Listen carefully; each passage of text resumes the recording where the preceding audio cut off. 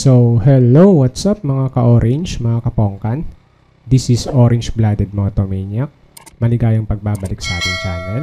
So, today's video ay magbabahagi na naman po tayo ng isa na naman pong DIY sa ating mga motor, most likely sa ating KTM Duke RC 200 and 390.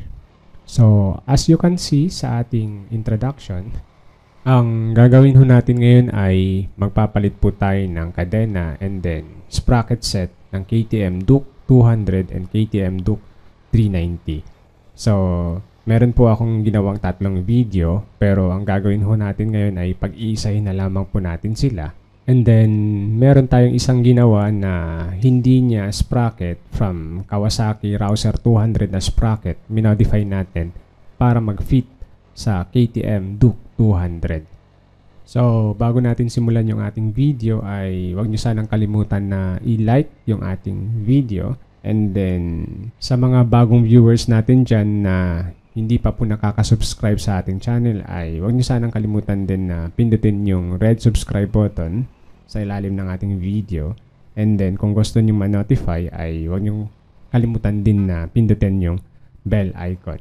And then, sa mga subscriber natin na hindi pa po nakaka-follow sa ating Facebook page ay huwag niyo sanang kalimutan na i-follow din yung ating Facebook page, KTM Orange-Blooded Motomaniac.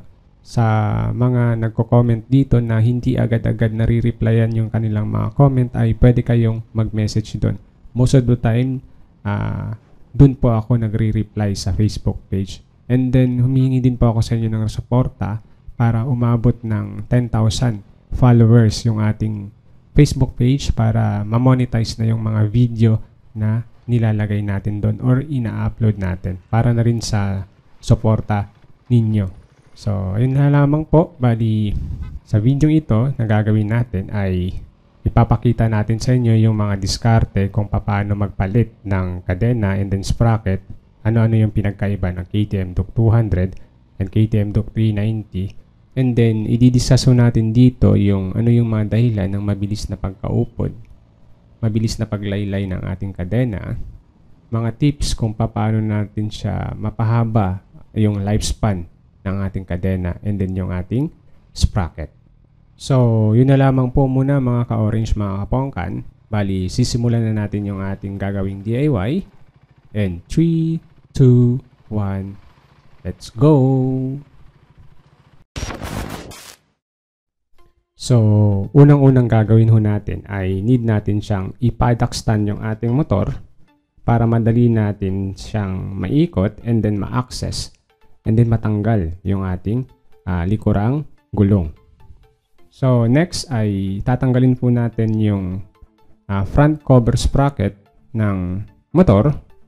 Gagamit ho tayo ng size number 8 na socket and size number 6 na allen. So, the same lang din po sila ng pagtanggal ng KTM Duke 390 or even RC or RC200 and RC390 para ma-access natin yung kanyang front sprocket. So, as you can see, sa front sprocket ng motor na to ay namuna po yung dumi dito. Bali, hindi po masyadong nami-maintain ng may-ari yung kanyang motor. So, bago natin siya palitan ng sprocket ay need natin siyang linisan. Next ay tatanggalin po natin tong left stock rear set ng motor. So, tatanggalin ko po siya gawa nga ng hindi ko po puputulin yung kadena. Pero once na puputulin nyo yung kadena, yung stock na kadena ay hindi nyo na po kailangan tanggalin itong left side na stock rear set. So, gagamit ho tayo ng number 17 and number 14 na socket wrench and then tatanggalin po natin tong kanyang shift pedal. The same process lamang din po sila ng KTM Duke 390. Next ay tatanggalin po natin tong chain guard. Magkaiba po sila ng KTM Duke 390. Sa KTM Duke 200 ay hindi po kasama yung splash guard na tinatanggal. Compare po sa KTM Duke 390, bali kasama po yung splash guard. So, sa KTM Duke 200, meron lamang po tayong tatlong tatanggaling bolt. Size number 8 na socket wrench yung gagamitin natin. And then sa KTM Duke 390 naman ay gagamit tayo ng Allen wrench, and then tatanggalin natin pati yung kanyang splash guard. So next ay tatanggalin po natin yung kanyang front sprocket. So gagamit ho tayo ng size number 8 na socket wrench. Same lang din po sila ng KTM Duke 390. So meron lamang po tayong tinitwist na lock dyan ng kanyang sprocket. And then kung sa mapapansin nyo, medyo matulis na rin po yung front sprocket ng KTM Duke 200 na to. So next ay tatanggalin ho natin yung likurang gulong para matanggal po natin yung rear sprocket. So the same process lamang din po sila ng KTM Duke 390.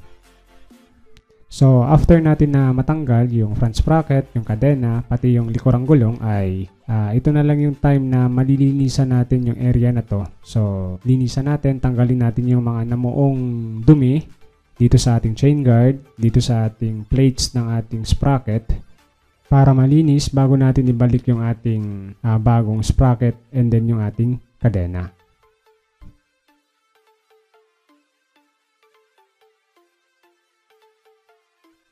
So next ay tatanggalin po natin tong rear sprocket ng KTM Duke 200. So kung napapansin nyo, meron siyang parang bakal na support. Compare ngayon sa mga bagong modelo like 2015 up ay wala na po yung bakal na yan. And then magkaiba rin po sila ng KTM Duke 390. Sa KTM Duke 390 wala na rin po yung bakal na yan. So itong mga bakal na to na parang support sa ating nut, ito po ay from 2014 down below. So, sa mga bagong modelo ngayon, ay wala na po yung support na yan. So, the same process lamang po sila ng KTM Duke 390. So, 6 holes. So, mapapansin nyo ngayon sa mga new generation or sa mga bagong modelo from 2014 up, lahat ng kanilang sprocket ay 6 holes na. Pero compare mo sa KTM Duke 2013 down below or 2013 to 2012, yung kanilang mga sprocket or rear sprocket ay 4 holes lang.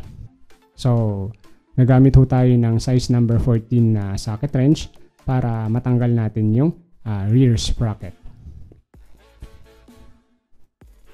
Next is, ikakabit na po natin yung sprocket na nabili.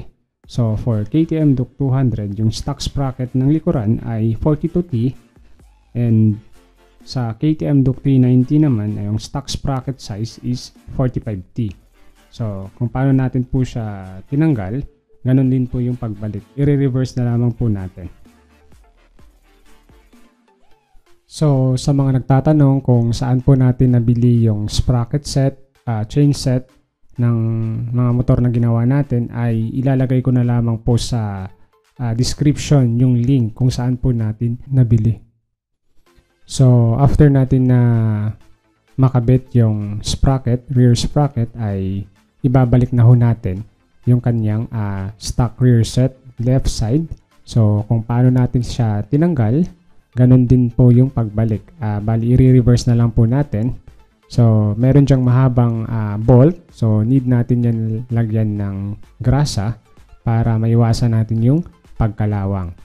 And then, after that, ay ikakabit na ho natin yung kanyang front sprocket. So, sa KTM Duke 200, ang stock na sprocket ay 14T, and then sa KTM Duke 390 naman, yung stock sprocket or front sprocket ng KTM Duke 390 ay 15T.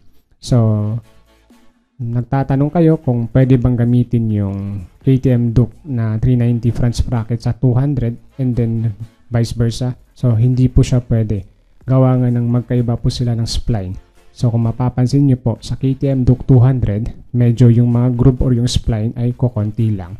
Hindi katulad ng KTM Duke 390, madami po siyang parang groove dito sa kanyang spline. So after natin na may balik yung kanyang stock rear set, and then may kabit yung kanyang front sprocket, ngayon ay ikakabit naman natin yung kanyang likurang gulong, and then yung kanyang bagong kadena. So, sa mga KTM Duke 200, ang bilang ng kanyang links ay 110, and then sa KTM Duke 390 naman ay 112. So, kailangan po nating bawasan yung naibigay na kadena dahil sa 120 links po siya. So for KTM Duke 200, babawasan natin ng 10 links. And then for KTM Duke 390 naman, babawasan natin ng 8 links yung bagong kadena.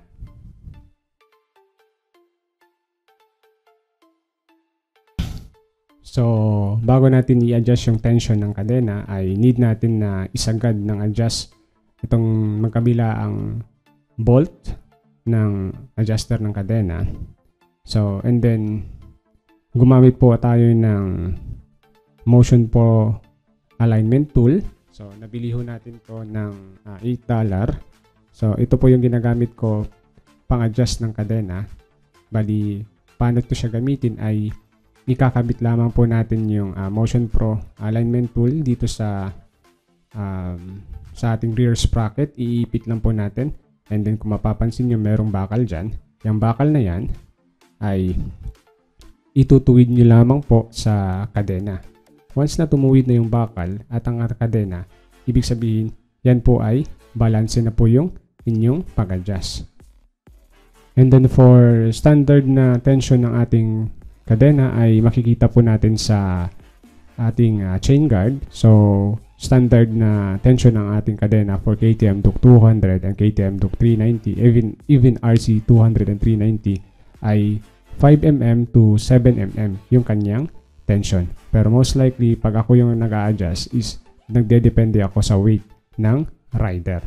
So, ganun lang kasimple yung tawag nito, yung pag-a-adjust. Pakonti-konti lang yung adjust nyo hanggang sa makuha nyo yung tamang tension. And then, kabila ang side, dapat balance. So, yun na nga po, yung gamit ng Motion Pro na yan ay para ma-align natin yung tawag nito, yung ating kadena and then yung ating sprocket. And then, pwede nyo rin namang gamitin yung parang adjuster dyan sa ating kadena, yung marka-marka. Check nyo lang if pumantay yung marka kabila ang side. Pero most likely ay i-check nyo rin yung kanyang tawag nito, adjuster kumbaga. Baka kasi umoblong na yung tawag nito, yung butas. So, once na umoblong yung isang butas and then yung kabilang butas ay circle pa, ang mangyayari niyan kahit anong pantay nyo ng tawag nito sa marka ay hindi magiging pantay yung kadena at sprocket nyo. So, better na bago nyo siya i-adjust, check nyo muna yung tawag nito, yung bilog or yung butas ng inyong adjuster. So, after natin na may kabit yung sprocket and then chain set, ay i-test natin kung meron pa bang ingay yung ating kadena. If meron pa ring ingay yung ating kadena, ibig sabihin yan ay hindi po natin na pantay ng maayos yung pag-adjust ng ating kadena. Or either, masyadong mahigpit yung pagkaka-adjust ng inyong kadena. And then, meron po tayong ginawang pagpalit din ng sprocket. So, ang ginamit natin last time na sprocket is from Kawasaki Rouser RS200. So, ginamitan po natin ng 1441T. Pero, ang ginawa natin sa sprocket ay minodify natin. So, magkaiba po kasi yung inner or yung center na diameter. Mas maliit yung sa RS200 compared sa Duke 200. And then, yung anim na butas ay medyo in-adjust natin. Nilayo natin kasi medyo malapit yung sa mga RS200 na sprocket. So, ang ginawa natin para matakpan yung stock na butas, yung anim na butas ng RS200 ay nilagyan po natin ng maselya and then pininturahan po natin para hindi mahalata yung butas na dati. And then, meron ding isang diskarte para hindi na kayo magbutas sa stock na sprocket ng RS200. Pwede nyong palitan yung rear coupling or yung flange ng inyong rear mags. Bilhan nyo lang ng pang RS200 or NS200. Automatic na po dyan na plug and play na lang po yung mga sprocket ng RS200. Pero check nyo po muna kung ilang holes yung inyong sprocket. Kung sabihin natin 6 holes, 6 holes din yung bibilhin yung flange ng RS200. So kung 4 holes naman yung motor nyo, bibili din po kayo ng 4 holes na rear coupling or yung flange nya. So yun na nga po mga ka-orange, mga kapongkan. So bali naipakita na natin sa inyo yung diskarte ng pagpapalit ng kadena at pagpapalit ng ating sprocket. So ngayon naman ay i-discuss natin kung ano-ano yung mga reason kung bakit mabilis na paglawlaw mabilis na pagkaupod ng ating mga sprocket. So, one of the most common reason na mabilis na pagkaupod and then mabilis na pagkalawlaw ng ating kadena is yung ating riding condition.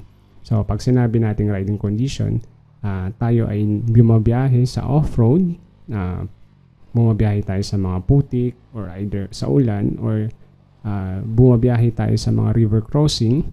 So, minsan pinapasok ng tubig, nangangalawang yung ating kadena, and then minsan napupuno po ng putik yung ating kadena. So, nagbabanggaan or nauubos po yung lubricant nun ng ating kadena. So, ang mangyayari niyan, magiging ang contact niyan ng ating kadena is magiging bakal to bakal. So, yan rin yung isang reason kung bakit mabilis na pagkaupod and then mabilis na paglawlaw ng ating kadena. So, isang reason din is yung chain maintenance natin. So, once na improper yung pag-maintain ng ating kadena, hindi po maglalast long yung ating mga kadena and then yung ating sprocket. So, regular cleaning and regular na paglulubricant ng ating kadena, yan po yung isa sa mga tawag nito, mga magandang gagawin para mag-last long pa yung ating kadena. So, marami pa pong reason yan pero hindi ko na po siya isa-isahin kasi medyo hahaba na po yung ating video. So, kailan po tayo magpapalit ng kadena or magre-replace ng kadena at ng sprocket? So, SOP niyan, once na nagpapalit tayo ng kadena, automatic din po na magpapalit din po tayo ng sprocket set, yung front and yung ating rear na sprocket.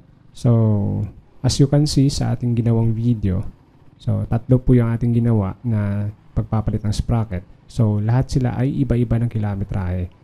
So, yung isang KTM Duke 390, around 20,000 lamang po siya nagpalit ng sprocket. And then yung dalawang 200 na KTM Duke 200, yung isa doon is 34,000 km odo. And then yung isa naman doon is 39,000 odo. So, hindi natin masasabi kung kailan tayo magpapalit ng kadena.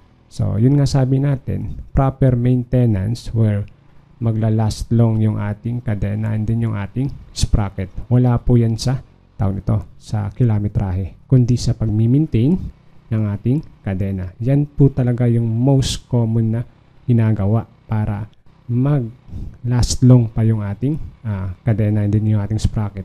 Proper lubricant and proper cleaning po talaga and then checking ng ating tension ng kadena. Pero in general, around 20,000 to 30,000 miles daw po yung kadena. So, nagdedepende na rin po sa ating tawag nito, sa ating type ng kadena and then sprocket na ginamit. Pero yung nga sabi ko sa inyo, wala po sa kilometrahe. Nasa pag-maintain po talaga yung lifespan ng ating kadena para magtagal. So, ano-ano yung mga sign na kailangan na nating palitan yung ating kadena and then yung ating sprocket. So, most common sign yan na malalaman natin na kailangan na natin magpalit ng sprocket and then yung ating chain ay maingay na po yung ating kadena. So, once na maingay na po yung ating kadena, kahit na anong adjust na ginawa natin, yan na po yung isang sign na need na natin na magpalit ng sprocket and then yung chain set. Second is yung overstretch na po yung ating kadena. So, pag sinabi nating overstretch, ay yung mga links natin, yung nagko-connect na links, is ibig sabihin nun, maluwag na. So, kaya nagiging overstretch na yung kadena natin. And then, third is yung tawag nito, yung hindi pantay na tension ng ating kadena. Minsan, kung mapapansin natin na merong maluwag and then may matigas na parte ng ating kadena. So, yan na yung isang sign na need na natin din magpalit ng kadena. And then, last na common sign na malalaman natin na kailangan natin magpalit is yung sprocket. Once na matulis na yung mga ngipin ng sprocket. So, automatic niyan ay papalitan natin. So, yun nga sabi ko sa inyo, SOP yan. Kahit saan dyan yung maunang mag-worn or mag-tear, ay need natin palitan as set. So, kung nauna yung kadena, so need din natin palitan yung ating sprocket, kumbaga. So, kung nauna yung sprocket, need din natin palitan yung ating kadena. So, yun na nga lang po mga ka-orange, mga kapongkan. So, sana ay nakapulot kayo ng diskarte, kaalaman sa ginawa nating video. So, lahat-lahat ng mga binili natin, lahat-lahat ng mga ginamit natin na sprocket and then chain ay ilalagay ko na lamang po sa description kung saan po natin nabili.